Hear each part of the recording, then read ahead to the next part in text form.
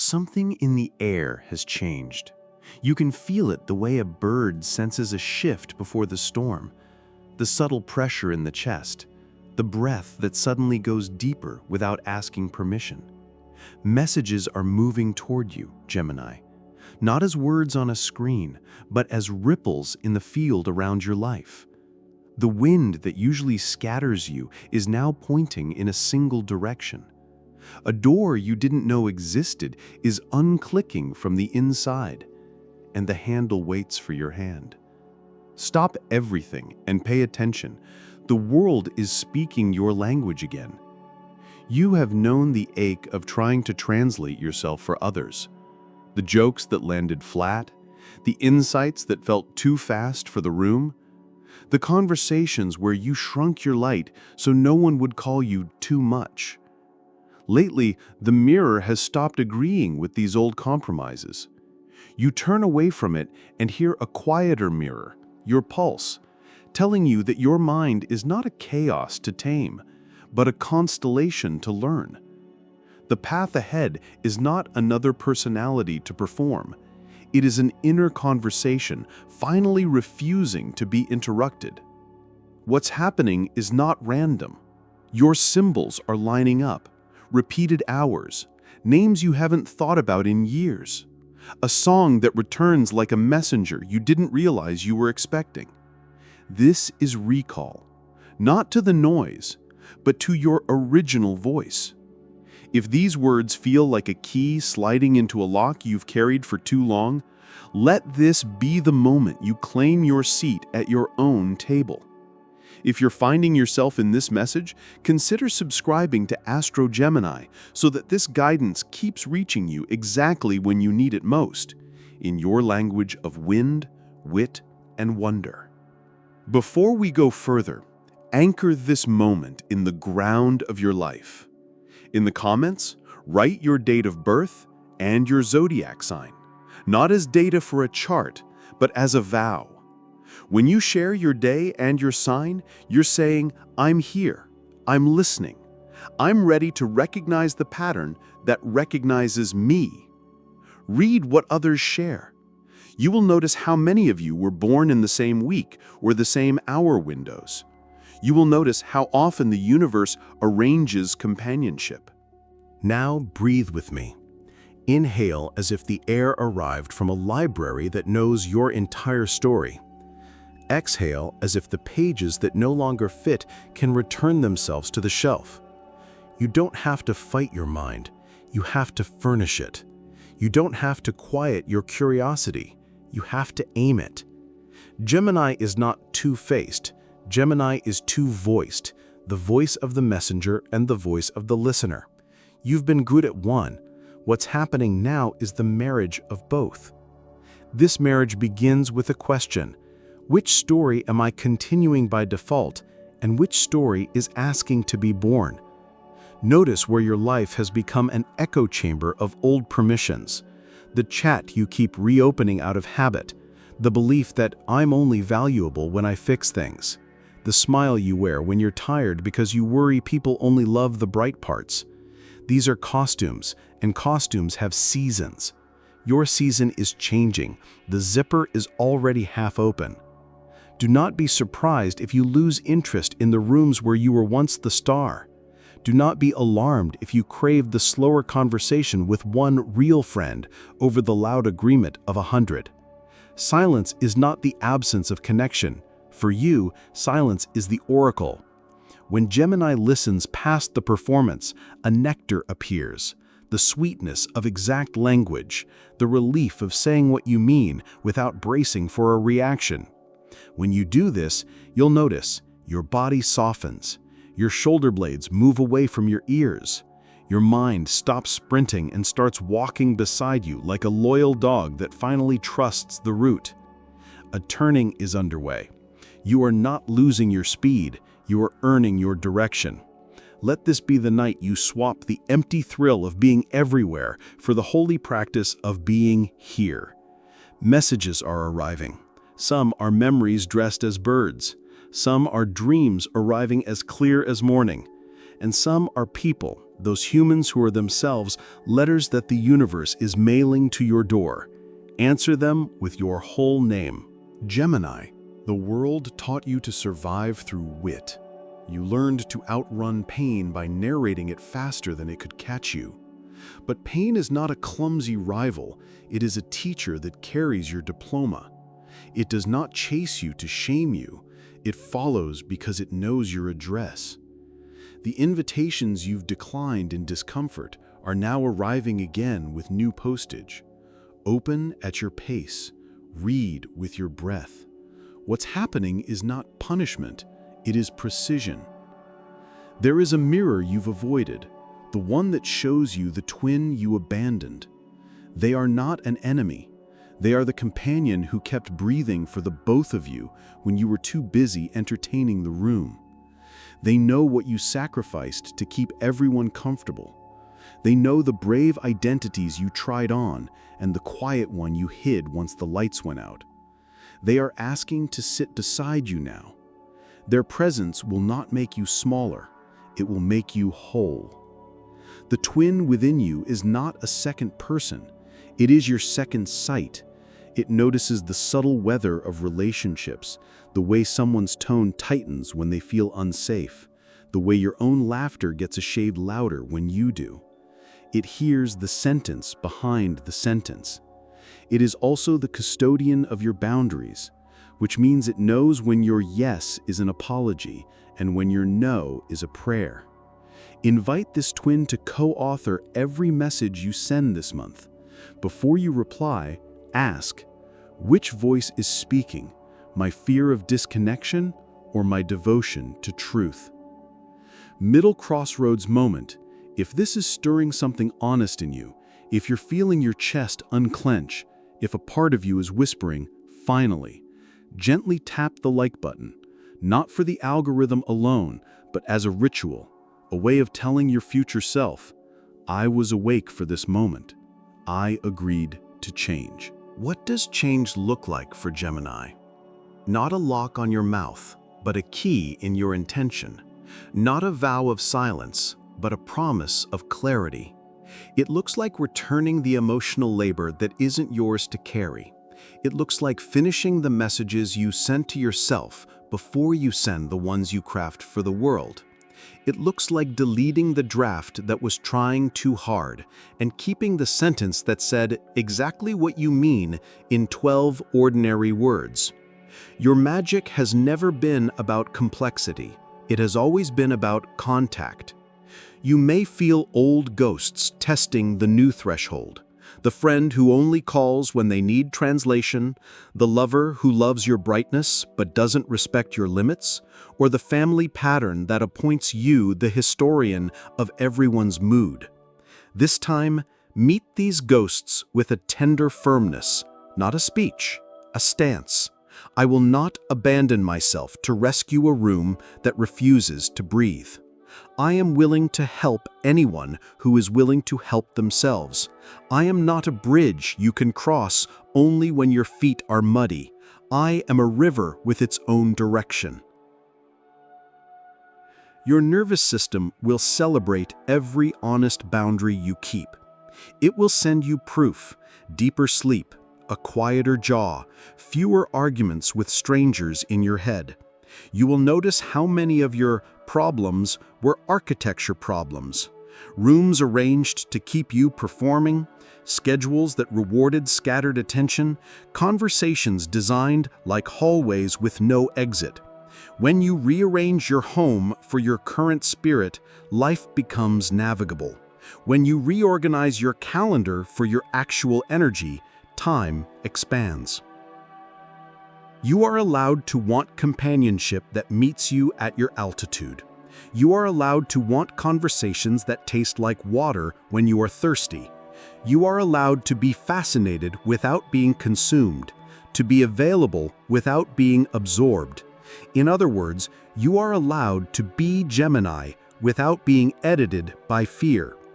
Anyone who loves you will learn your language. Anyone who tries to love you without listening is loving their idea, not your life. Let them meet you where you truly live. Let's talk practice, the way wisdom walks. Each morning, before words multiply, place a hand over your throat and one over your sternum and ask, what is the truest sentence I can say to myself before I say anything to the world? Speak it aloud. Maybe it's, I am allowed to be exact. Maybe it's, I do not owe anyone a version of me that drains me. Maybe it's, I choose conversations that let me keep my breath. Then notice how the day reorganizes itself around that sentence. Write for 7 minutes a day, not to create content, but to clear static. Title the page, What I Am No Longer Pretending Not to Know. Then let your hand tell the truth you are ready to live, the habit that isn't working, the connection that hurts when you leave every call, the project you keep postponing because it requires your full courage. Your words will not punish you, they will parent you into action. Clarity is not a mood, clarity is a muscle. When you feel the pull to respond quickly, let your twin place a hand on your wrist. Ask, what answer honors me and the other person? Sometimes the most loving message is a slower one. Sometimes the bravest sentence is a question. What did you mean when you said that? Sometimes the kindest thing you can do is rewrite the script. I'd like to speak when we both have the energy to listen. This is not avoidance. This is emotional craftsmanship. If your heart is carrying grief, don't rush it into poetry. Sit with it like rain on a window.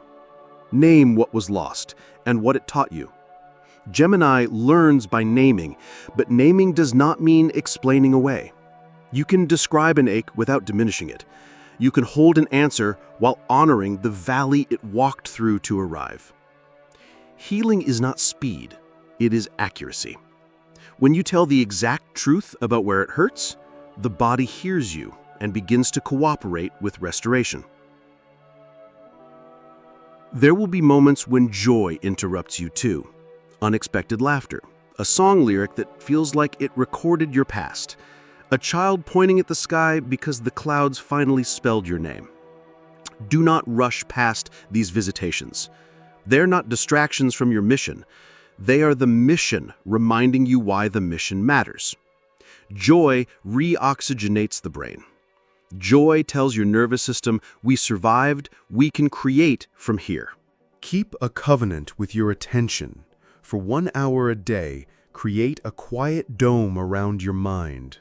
No performance, no multitasking, no scrambling for the next clever thing. During this hour, read a paragraph of something that nourishes your exactness. Stare at a tree until the leaves stop being background. Practice hearing the hum of what's alive. If this sounds simple, it is. If it sounds impossible, that's because your life has been rented out to speed. Call your attention home. Move your body like you are translating lightning into motion. This doesn't require a gym or a plan. It requires presence. Stretch your spine and imagine the words you haven't said yet sliding into alignment. Walk as if your steps are placing punctuation on the road. Dance in your kitchen with enough abandon that you remember language started as rhythm moving through a throat. Mercury is not only the planet of thought, it is the god of movement. When your body moves, your ideas learn how to breathe. And when you love, love like the wind that knows both play and direction. Choose people who understand that curiosity is not infidelity, it is devotion to reality. Choose those who enjoy your brightness without dimming it, who can sit in silence with you without demanding a performance. Choose those who are not afraid of your questions and who have questions of their own. Two thinkers who are also two feelers will not implode, they will compose. This is the duet your heart is ready to write. Now we return to the title, because the title is the threshold. Stop everything and watch what's happening. Watch what exactly? Watch how your life is leaning. Watch how your body cooperates with truth. Watch how messages arrive the moment you decide to speak from the center instead of the stage. Watch how quickly rooms rearrange when you refuse to abandon yourself inside them. Watch how peace is not the boredom you feared, but the oxygen you forgot you deserved. There is a crossroads ahead, but it is not dramatic in the way movies score decisions. It is a simple choice, repeated with loyalty. Will I live from performance or presence? Will I gamble my worth on applause, or will I invest it in integrity? The twin you left behind has returned to place a hand on your shoulder and remind you, you do not need to choose between being beloved and being honest. You will be loved more clearly when you are honest more consistently. Create a short ritual to seal this. Light a candle and call your mind back from every tab, every worry, every hallway conversation where you defended yourself to an invisible jury. Whisper, I am not an argument to win. I am a message to deliver. If you carry a talisman, a ring, a small stone, a quote folded in your pocket, touch it and ask it to remind you who you are when the noise tries to rename you. Then, on a piece of paper, write one conversation you will have this week that liberates energy stuck in your body. Make it the kind of conversation that gives your lungs more space. Forgive the seasons where you survived by improvisation. You were doing your best with the maps you had. Forgive the rooms where you became the entertainment because that was the only currency available. Forgive the moments when you picked smart over true because true felt like too much risk. The debt is canceled. The degree has been conferred. You are free to move about the cabin of your real life. If someone tells you you're changing, thank them. You are. If someone says you're not as available as you used to be, nod. You should not be as available to the patterns that drained you. If someone accuses you of being too direct lately, smile like a lighthouse. Directness is a form of mercy. It saves everyone the wasted time of guessing. A lighthouse does not apologize for being exact. It apologizes if it goes dark. Gemini, your mind is a wind instrument and a compass. Your task now is not to play louder, it is to play truer. When you do, people will find you by the sound that was always yours. Opportunities will find you because they recognize the frequency of someone who can carry them without self-erasure.